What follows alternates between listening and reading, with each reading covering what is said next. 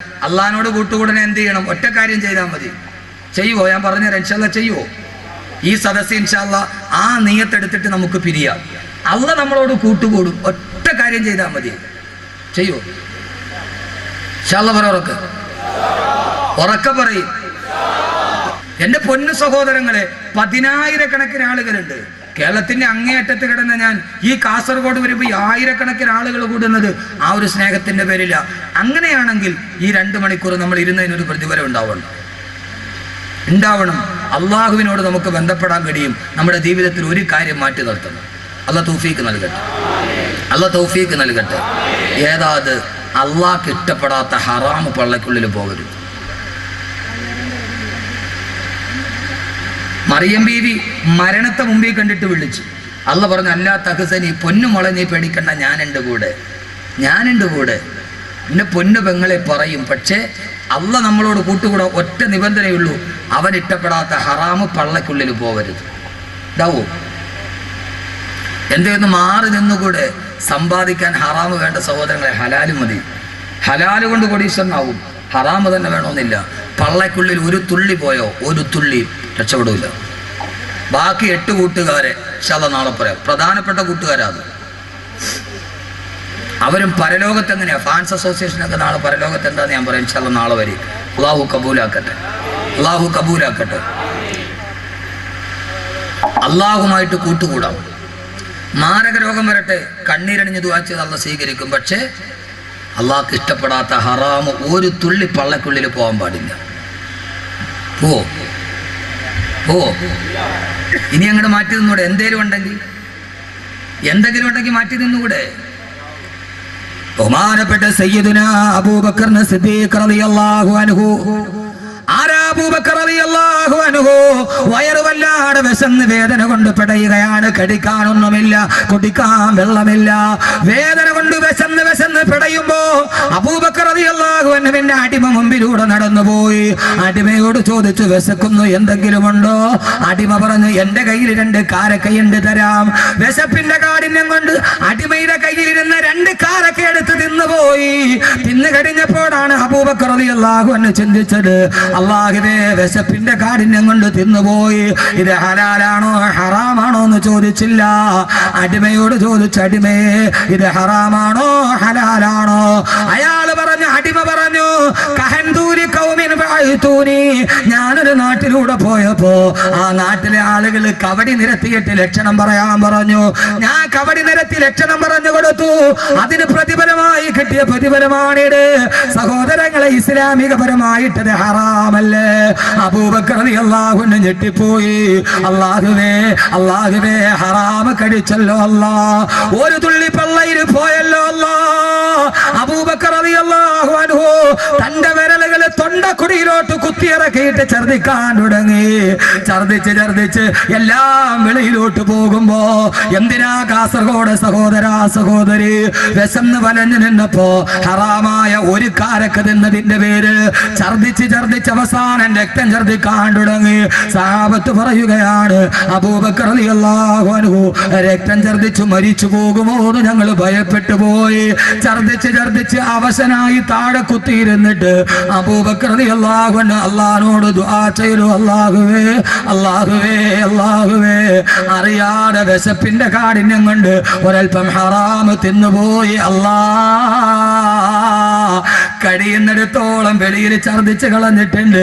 ഇനി അബൂബക്കറിന്റെ മജ്ജയിലോ മാംസത്തിലോ ഹറാമിന്റെ ഒരൽപ്പമെങ്ങാനും അലിഞ്ഞു ചേർന്ന അത് വെളിയിലോട്ട് കൊണ്ടുവരാൻ അബൂബക്കറിന് കഴിയില്ല. അല്ലാഹുവേ, എന്റെ രക്തത്തിൽ കലങ്ങിപ്പോയ ഹറാമ് കാരണത്താൽ നാളെ നീയുമായിട്ടുള്ള എന്റെ ബന്ധം നീ മുറിക്കല്ലേ അല്ലാ. എന്റെ കച്ചവടക്കാരായ പ്രിയപ്പെട്ട സഹോദര, എന്തിനാ ഒരു തുള്ളിക്കാരൊക്കെ നിന്നപ്പോ അത് തൊണ്ടക്കുടിയിൽ വിരലിട്ട് ഛർദിച്ച് കളഞ്ഞെങ്കിൽ അല്ലാഹ് ഇഷ്ടപ്പെടാത്ത ഹറാമത്ര ഉള്ളിൽ ചെന്നതാ. പടച്ചറബ് ബന്ധം മുറിക്കില്ലേ? പൊന്നുപെങ്ങളെ, ആരും അറിഞ്ഞില്ലെങ്കിലും അല്ലാഹനെ ഭയന്ന് ജീവിക്ക്. ഉമർ റളിയല്ലാഹു അള്ളാഹുവിന്റെ പാതിരാ സമയത്ത് മരുഭൂമിയിലൂടെ നടന്നു പോകുമ്പോ മദീന മുഴുവന് സ്വച്ഛന്തമായി ഉറങ്ങുന്നു. ഒരു കുടിൽ നിന്ന് ഉമ്മയുടെയും മകളുടെയും സംസാരമാണ്. ഉമ്മ പറയുന്ന മോളെ പാലിലൽപ്പം വെള്ളം ചേർക്ക്. മോള് പറയുന്ന ഇല്ല ഉമ്മ, ഉമർ അറിഞ്ഞാൽ ശിക്ഷിക്കില്ലേ റളിയല്ലാഹു അൻഹു. ഉമ്മ പറയുന്ന മോളെ ഉമർ ഉറക്കത്തിലല്ലേ, ഉമർ കാണുന്നില്ലല്ലോ. ആ സമയത്ത് ഉമ്മയോട് മോള് പറഞ്ഞ മറുപടി പള്ളത്തിന്റെ പ്രിയപ്പെട്ട പെങ്ങളോട് ആ പൊന്നുപോള് പറഞ്ഞു ഉമ്മ ഉമറല്ലേ ഉറങ്ങുകയുള്ളൂ. ഇതാക്കാന ഉമറുനായിമൻ ഫറബ്ബുൽ മറുയഖലാ. ഉമർ ഉറങ്ങിയാലും ഉമറിന്റെ അള്ള ഉറങ്ങില്ലല്ലോ ഉമ്മ എന്ന് പറഞ്ഞ പെണ്ണിനെ പോലെ സഹോദരങ്ങളെ ഒരു തുള്ളി ഹറാമെങ്ങാനും പള്ളയിൽ പോയാ അള്ളാഹുവിനെ ബന്ധപ്പെടുന്ന പ്രശ്നമില്ല. നാളെ കുല്ലുമാലിൻ നബത മിനൽ ഹറാമി ഫന്നാറു ഔലാ ബിഹി. ഹറാമിൽ നിന്ന് ഉണ്ടായ സ്വത്ത് നാളെ നരകത്തിന് അവകാശപ്പെട്ടടാ. അതേതുമായി കൊള്ളട്ടെ. ബഹുമാനപ്പെട്ട യൂനുസ് ബിൻ ഉബൈദ റളിയല്ലാഹു അൻഹു ചക്ര ബസാറിൽ ചെല്ലുമ്പോ കച്ചവടം ചെയ്യുന്ന എത്രയോ സഹോദരങ്ങൾ, അള്ളാഹു അഭിവൃദ്ധി തരട്ടെ. ഇവിടെ ധാരാളം കച്ചവടം ചെയ്യുന്ന സഹോദരങ്ങളുണ്ട്. അവരോട് ഞാൻ പറയുകയാ, യൂനുസ് ബിൻ ഉബൈദ റളിയല്ലാഹു തആല പ്രമുഖനായ വസ്ത്രവ്യാപാരിയാണ്. അദ്ദേഹത്തിന്റെ കടയിൽ 2 ക്വാളിറ്റിയുള്ള വസ്ത്രങ്ങളുണ്ട്. ഒന്ന് ഫസ്റ്റ് ക്വാളിറ്റി, മറ്റൊന്ന് സെക്കൻഡ് ക്വാളിറ്റി. ഫസ്റ്റ് ക്വാളിറ്റിക്ക് 200 ദിർഹം, സെക്കൻഡ് ക്വാളിറ്റിക്ക് 100 ദിർഹം. രണ്ടും കണ്ടാൽ ഒരേ പോലെയാണ്, പക്ഷേ രണ്ടും തമ്മിൽ വ്യത്യാസം നോട്ടത്തിലില്ല, ക്വാളിറ്റിയിൽ വ്യത്യാസമുണ്ട്. ഒറിജിനൽ റാഡോയും കോപ്പി റാഡോയും പോലെ കണ്ടാൽ ഒരു വ്യത്യാസവുമില്ല. സാധാരണക്കാരനെ പറ്റിക്കാൻ വളരെ എളുപ്പമാണ്. നിങ്ങളുടെ ആഖിറത്തിലെ കൂട്ടുകാരനാണ് ഇത് പറയുന്നത്, ദുനിയാവിലെ കൂട്ടുകാരനല്ല. യൂനുസ് ഉബൈദ റളിയല്ലാഹു അൻഹു സഹോദരനെ കടയിലിരുത്തിയിട്ട് പള്ളിയിൽ നിസ്കരിക്കാൻ പോയി. വിദേശിയായ ഒരാൾ കടയിൽ വന്നു. അയാൾക്ക് ഇഷ്ടപ്പെട്ടു സെക്കൻഡ് ക്വാളിറ്റി വസ്ത്രം. യൂനുസ് ഉബൈദയുടെ സഹോദരനോട് ചോദിച്ചു എത്രയാ വില. കസ്റ്റമർ ഇഷ്ടപ്പെട്ടെന്ന് മനസ്സിലായപ്പോ അദ്ദേഹം പറഞ്ഞു 200 ദിർഹമാണ് വില. 100 ദിർഹമേ വിലയുള്ളൂ, സെക്കൻഡ് ക്വാളിറ്റിയാ. സന്തോഷത്തോടെ 200 ദിർഹം കൊടുത്ത് തിരിച്ചുപോയി. യൂനുസ് ബിൻ ഉബൈദ റളിയല്ലാഹു അൻഹു നിസ്കാരം കഴിഞ്ഞ് തിരിച്ചു വരുമ്പോ തന്റെ കടയിൽ നിന്ന് സാധനം വാങ്ങിച്ചൊരാൾ പോകുന്നു. ചോദിച്ചു മോനെ ഇതെവിടെ നിന്ന്? നിന്റെ കടയിൽ നിന്ന്. എത്രയാ വില? 200 ദിർഹമാ. യൂനുസ് ഉബൈദ റളിയല്ലാഹു അൻഹു ഞെട്ടിപ്പോയി. അല്ലാഹുവേ, 100 ദിർഹം എന്റെ ഡ്യൂപ്ലിക്കേറ്റ് കൊടുത്തിട്ട് ഈ വിദേശിയായ ഗ്രാമീണനെ ചതിച്ചല്ലോ അല്ലാ. വരിക, നിനക്ക് ഞാൻ പകുതി വാങ്ങിച്ചു തരാം. അയാൾ പറഞ്ഞു വേണ്ട വേണ്ട, ഞങ്ങളുടെ നാട്ടിൽ ഇതിന് ഇത്രയും വിലയുണ്ട്. ഇല്ല ഇല്ല, ഇത് കൊള്ളയാണ്, വാ. കടയിലോട്ട് പോയി സഹോദരനോട് പറഞ്ഞു 100 ദിർഹം തിരിച്ചു കൊടുക്ക്, 100 ദിർഹം തിരിച്ചു കൊടുക്ക്. അയാൾ വിഷമത്തോടെ തിരിച്ചു കൊടുത്തു. ഗ്രാമീണനായ വിദേശി അന്തം വിട്ടു നിന്നു. കരുത്തറപ്പൻ മത്സരത്തിന് പകരം പരോപകാര ത്വര പുലർത്തുന്ന കച്ചവടം കണ്ടപ്പോ അത്ഭുതത്തോടെ ഗ്രാമീണൻ നിന്നു.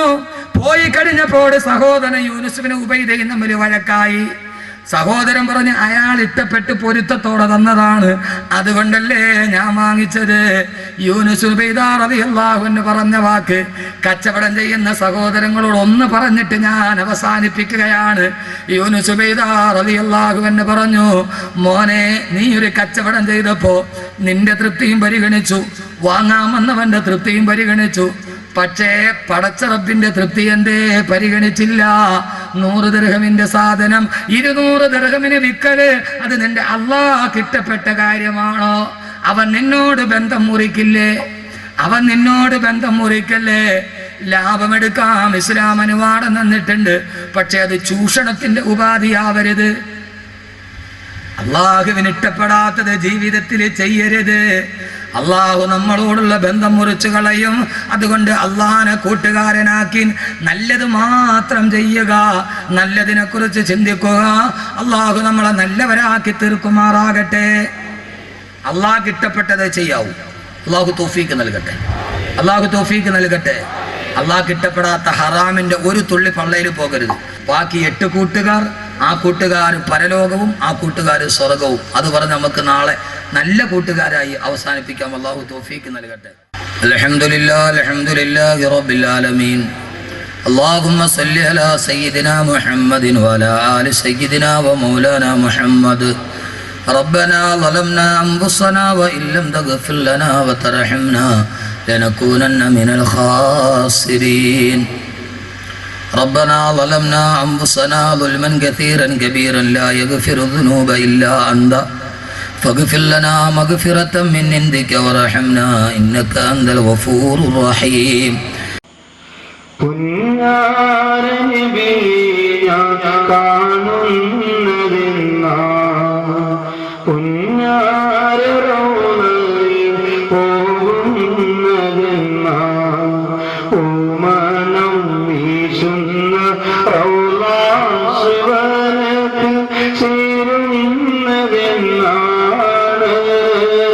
ഹൃദയം തോന്നുന്നതെന്നാ